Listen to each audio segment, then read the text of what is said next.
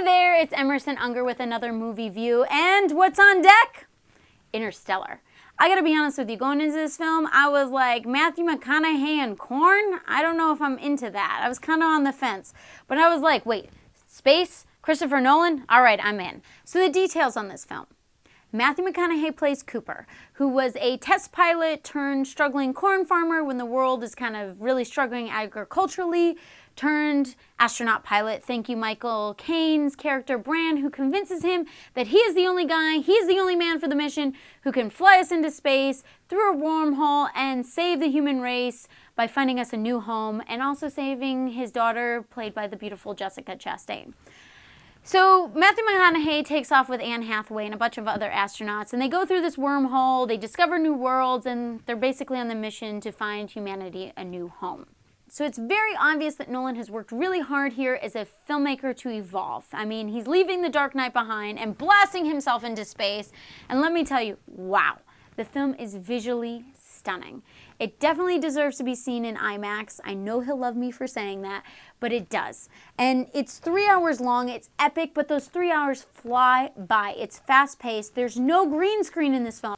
And the other thing about the film, too, is that Nolan has worked really hard to get you invested in the characters and to be emotionally invested in the story. I mean, there's this one scene with Matthew McConaughey crying where if you're a parent, if you're a child, if you're a human being, good luck trying to get through that scene without crying. It really hits home how fleeting time is. It's just a really powerful scene. And Nolan has worked here really hard, again, to make, emotion a big part of this film. I mean, the script was originally called Letters to Flora, and if you know anything about Nolan, that's the name of his daughter, Flora. So, definitely the core of the movie is a father-daughter relationship.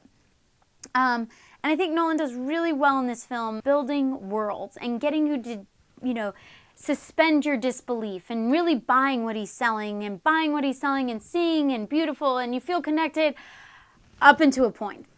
And then it hits this weird point in the plot where you're just probably the last 30 minutes of the film, which why it really sucks, because it's such a good film up until this point where it's as an audience member, you're like, man, are you trying to sell me some snake oil? And then you're like, I don't believe this stuff anymore. And then the worst part is the writing gets even worse from there. It's wait a minute, is this daytime, soap operas like General Hospital and Days of Our Lives writing? I mean, how many times can you kill someone off and bring them back to life? I mean, the writing gets a little wonky at the end. So what I love about this film is I love the cameo of one particular actor who really shows how evil humanity can be. I love the Hans Zimmer score. I love all the sci-fi references, 2001, Blade Runner, and Star Wars. They're all in there. I also like the jab that Nolan takes at education and our lack of enthusiasm for the space program. Love that.